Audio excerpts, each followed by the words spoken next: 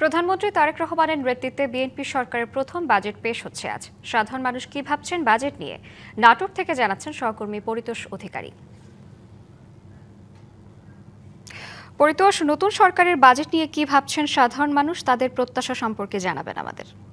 শ্রাবন্তী, আমি এখন রয়েছি নাটোরের সবচেয়ে বড় পাইকারি সবজির বাজার স্টেশন বাজার এলাকা থেকে। এখান থেকে আমি যুক্ত হয়েছি। আসলে সাধারণ মানুষের যে ধ্যান ধারণা, অনেকেই বলেন যে বাজেট সম্পর্কে জানি না। যখন তাদের সামনে সামান্যতম একটু আলোচনা করা হচ্ছে যে বাজেট আসলে কি হয় না হয়, সেগুলোর ব্যাপারে তারা কথা বলছিলেন। এরকম লোকজনের সংখ্যা বেশি যে তারা বলে যে বাজেট আসলে জিনিসপত্রের দাম বাড়ে। এই প্রসঙ্গে আমি একজন এখানকার যিনি ব্যবসায়ী, তার কাছে আমি যাব, তার কাছে শুনবো যে বাজেটে তিনি কি প্রত্যাশা করছেন, একটু বলবেন। আমরা ভালো প্রত্যাশাই করছি স্যার।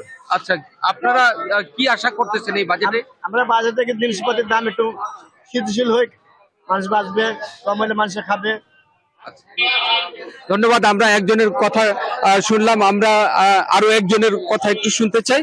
আমরা আরেকজন ব্যবসায়ীর কাছে যেতে চাই, তিনি বলবেন আসলে বাজেটে আমাদের প্রত্যাশাটা কি, একটু বলবেন।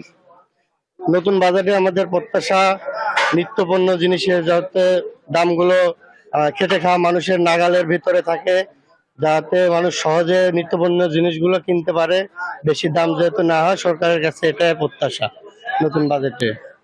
হ্যাঁ শ্রাবন্তী, যেমনটা শুনছিলেন এখানকার লোক ব্যবসায়ীরা যা বলছিলেন যে বাজেটে কেমন তারা চান, সরকারের কাছে কি চান, যে বাজেট কেমন হোক। আমি আরেকজনের কাছে একটু যেতে চাই। আজকে বাজেট হচ্ছে সংসদে, এই বাজেটে সরকারের কাছে আপনার প্রত্যাশাটা কি? নগদ নিয়ে এলো হার না মানা হার অফার। সর্বনিম্ন 10,000 টাকা রেমিটেন্স নগদে পাঠালে থাকছে স্বর্ণের হার জেতার সুযোগ। কাঁচামালের দাম তো অত্যন্ত কম, কিনলেই লস। তাহলে কাঁচামাল খাচ্ছে কে? কাঁচামাল তো বেচাকে নেই। কাঁচামালের দামটা বাড়ুক, এই তো। তিনি বললেন যে তার যে মাল নিয়ে এসেছেন সেই মালের কিন্তু তিনি দাম পাচ্ছেন না। আমি আরেকজন ব্যবসায়ীর কাছে একটু জানতে চাই যে আপনারা কেমন বাজেট চাচ্ছেন? আজকে তো বাজেট হচ্ছে সংসদে।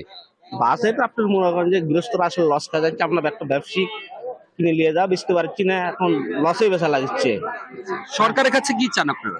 সরকারের কাছে চাই আমরা আসলে কৃষকরা একটু দাম বেশি পেলে একটু ভালো লাগতো, হ্যাঁ, এই জন্য।